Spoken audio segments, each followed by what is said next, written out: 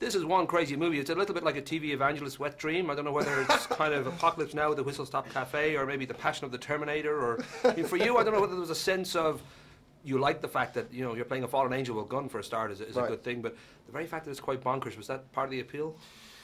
Yeah, you know what? It's hard to pin down what sort of genre it is, and it sort of reminded me of horror movies that I grew up with, you know, in the 80s, 70s and 80s, and it felt, you know, like those, I love those siege horror movies, you know, where you're trapped in a shopping mall and there's zombies outside, and it gives time to get to know the characters, and there's time for humor, and you get to know people before they die, you know, which is kind of ups the ante during the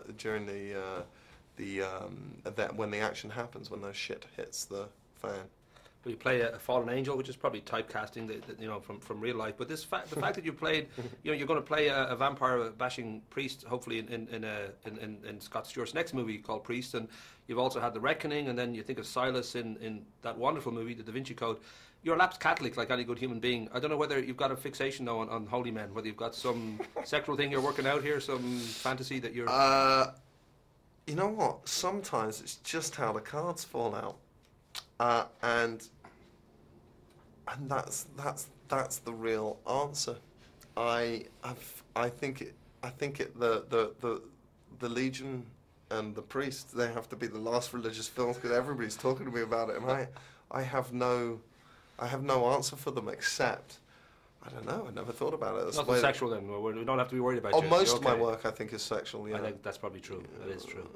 But the notion too that you just recently played Charles Darwin in Creation, and here you've just played a character whose tagline in a way is have faith, and you've just played a character whose tagline would be far removed from have faith. And I don't know whether, just talking about Creation itself, the actual movie, whether you're disappointed about the fact that it's been quite a hard sell to even get distributed out here. I think it's coming out in January 22nd, but it's just one of those movies where it probably was obvious that Middle America especially weren't going to accept Darwin as a hero in a movie. Well, I'm not sure it's got anything to do with Middle America.